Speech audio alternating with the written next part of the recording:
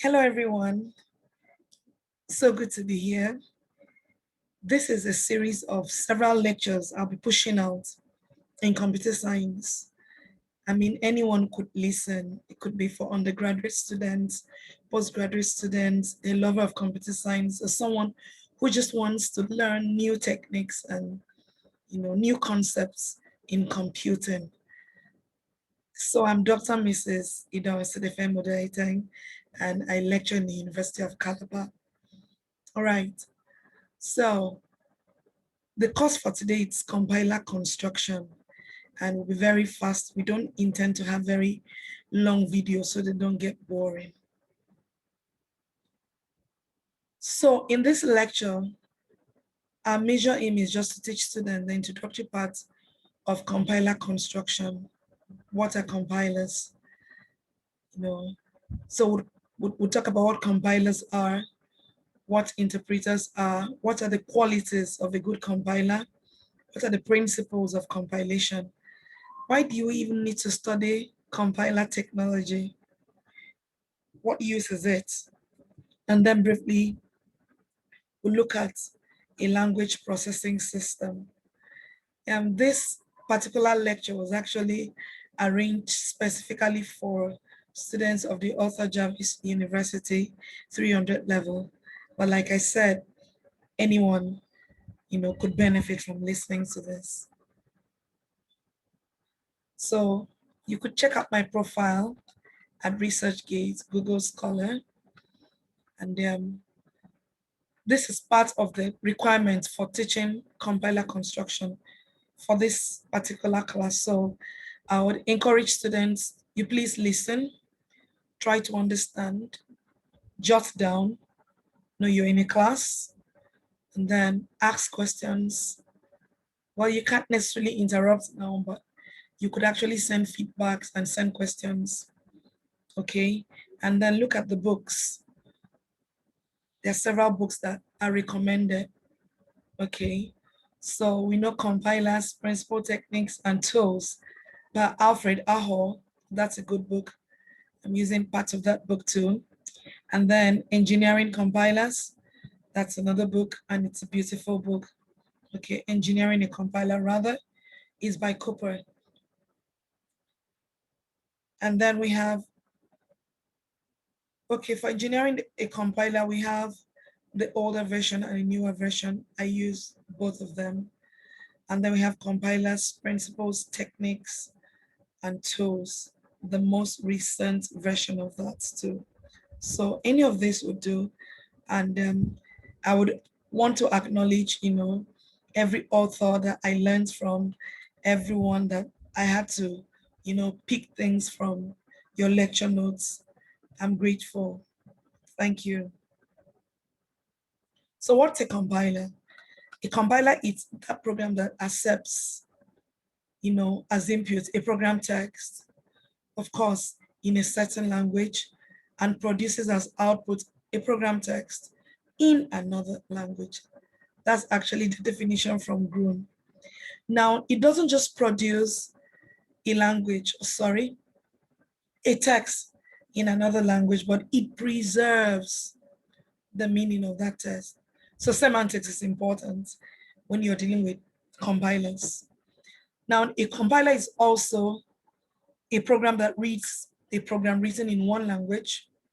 Many times we call that language a source language, and translates it into an equivalent program in another language, and that's a target language.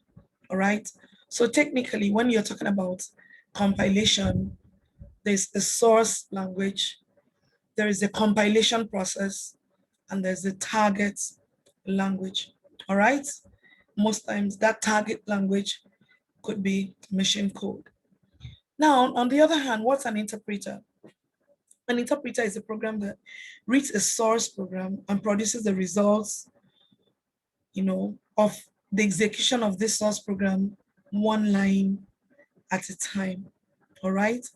So, of course, when you check, details, you find out that there are pros and cons for using compilers or using interpreters. Okay. Good. So quick examples. C is typically compiled. All right. So if you're using C, you're actually, your program, it's compiled. All right. Lips is interpreted. But a programming language like Java, actually combines the two. Okay. So first of all, you have a compilation process, compiling your source code into bytecodes. And then these are now interpreted. So it's a combination of compilation and interpretation. Well, one quick advantage, compiling programs is faster, obviously. Interpreting languages takes a little bit more time because it has to do one line at a time. So it's a bit slower. But the basic advantage of the interpretation is that it's more detailed with trying to find errors. Of course, you're talking about picking these things one line at the other. So it's easier for you to know at what line, you had an error and then for you to quickly debug. All right. So, you should know that compilers are everywhere. Okay. Apart from the fact that compilers are used by computer scientists when they are writing programs, when they are compiling their programs and all of that. So we see compilers in web browsers. We see, compilers when people are testing software. We see compilers during program optimization, even when detecting malicious code. Anything that goes through some phase, of analysis, checking for syntax, checking for meaning, semantics analysis, it's some form of compilation. So compilers are actually ubiquitous. All right. Now, what are the qualities that we would want a good compiler to have? Of course, first and foremost, you want your compiler to generate correct code. You don't want to compile a program and then what you got as target, at this other end was nothing, it looks like nothing that like the code you started with at the beginning. So you want to generate correct code. That's most important. You also want to generate this code in good time. You want to generate the code fast. You don't want to spend all day. You don't want to spend all your time, trying to generate code. So a good compiler must be fast. Okay. Now, thirdly, a good compiler must conform to the specifications of the input language. Okay. So you always have an input language. You always have a target language. And then there has to be this conformity. There has to be the following of the rules of the game of the the input language. And then we go on and on, okay? Another important, quality that you want to look out for in a compiler is the fact that your compilation time should be proportional to the size of the code. You don't want to have, small code and you're taking so long for it to be compiled, and then you have fewer lines of code and it's taking a shorter time to compile. No, you want there to be that linear, relationship between the size of your code and the time for compiling this code. And of course, like I mentioned before, a good compiler must have good diagnostics. You want to know, what are my error messages? How can I quickly, debug these error messages? Are they help facilities? Do I have some form of pretty printer that helps me to know, differentiate between keywords, reserved words, and all of that? Okay. And of course, you want, it to work well with whatever debugger it is that you're using. So some principles of compilation. A compiler must, like we said, preserve the meaning of the program being compiled. Semantics, it's key when you're running a compilation process. You don't want to, finish compilation and then at the end you got something that doesn't resemble what you started off with, okay? And then you want some kind of improvement of the source code. Other issues is speed, I mentioned it, okay? You want your compilation process to be fast. You want to be able to minimize the space that you're using. You don't want the compilation process to, take all the time and take all the memory that you've got. And then, of course, you want good feedback, debugging system, and of course, efficiency. All right. Why do we need to study compilation techniques? Well, like I said earlier, compilers are actually everywhere, okay?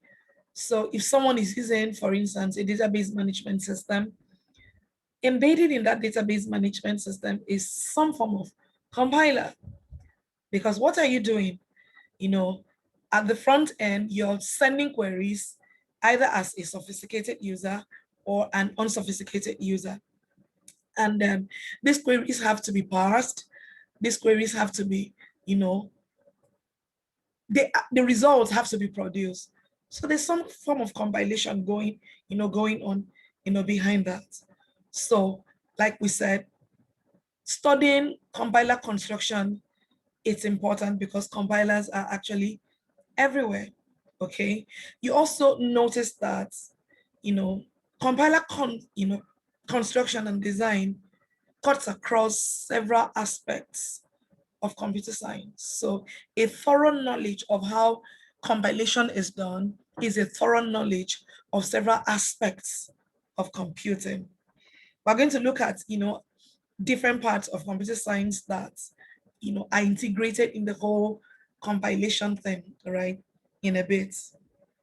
Well, you should also know that compilation can be fun, can be both challenging, it can also be interesting. So what's the uses of compiler technology? Most common use, you actually want to translate a high-level program to object code, right? That's what you want. You want results.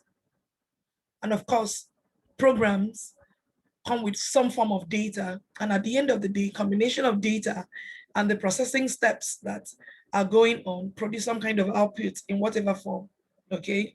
So basically, you want results. You want some answer. And this comes in some kind of object code form, all right? You want to be able to improve program performance. We're talking about uses of compiler technology. You want to know how, the synergy between the software, the hardware works, the architecture. Like we said, the compilation process cuts across every aspect of computer science. So you want to know that, okay? You want to understand several concepts: performance, instrumentation, security, and all of that. So the usefulness of studying compiler technology, can't be exhausted. It's a lot. What kind of algorithms or what kind of other areas form the background of compiler construction? Several of them. Now, you find out that in trying to build compilers, you delve into several aspects of computer science, from graph algorithm to dynamic programming to optimization. Why optimization?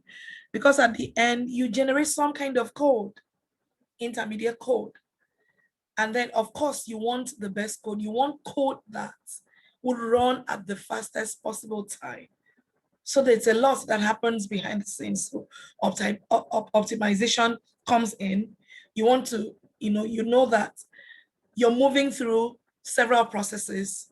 We're going to talk about them from pre-processing, to syntactical analysis, to semantic analysis, and all of that. So you're learning computer architecture, you're learning complex data structures, you're understanding finite automata, you're learning how to convert, automata from one level to another.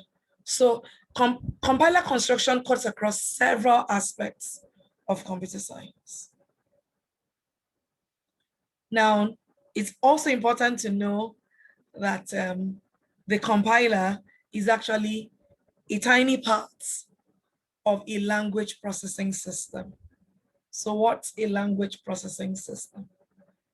Well, basically made up of 4 major parts. So The first part, you have the preprocessor. And the input into the preprocessor is your source code.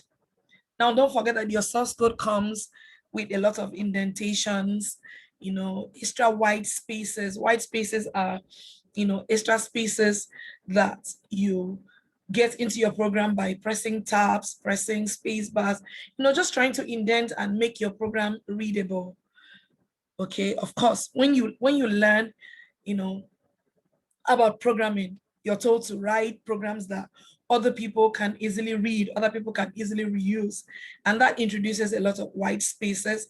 And then on the other hand, a lot of comments. All right. You want to be able to make comments, and so that anyone going through your program, would understand exactly what you're doing. So when all of these go into the preprocessor, it strips your code of the extra things like the white spaces and then the comments. Okay, so after that, you have your compiler there, and of course your compiler takes what the source code or the stripped down or pre-processed source code and then produces some kind of target assembly program. Now, don't forget that that's not the end of the road. Of course, the assembly program, it's very close to the machine code, but it still needs to go through an assembler. And at the end, the assembler would produce, some kind of machine code that is relocatable. That means this machine code can actually be used on several computer systems, not just, interpreted for a specific computer like a Pentium or, a Core i7 or whatever it may be. It is not for a specific system alone. And then finally, you have your executable code. When whatever is supposed to be linked has been linked, your loader, your linker, bring in all the extra files, the libraries, the object files that you need, and all of that. So that is where the compiler is in all of the language processing system. All right. So in summary, in this short introductory class, we saw what a compiler was. We saw that compiler construction, delves into several aspects of computer science. We saw that it can be challenging. We saw the qualities of, a good compiler. And we saw that, compilers are ubiquitous. They are everywhere, okay? There are some chapters, some sections of the books that you can read. And then in the next class, we'll look at phases of compilation. I just picked all of these, exercises exactly the way they are in one of the recommended texts. So please, for these specific students from author Jarvis, you have a deadline of Thursday to answer these questions, and please send them in. Thank you for listening. God bless you.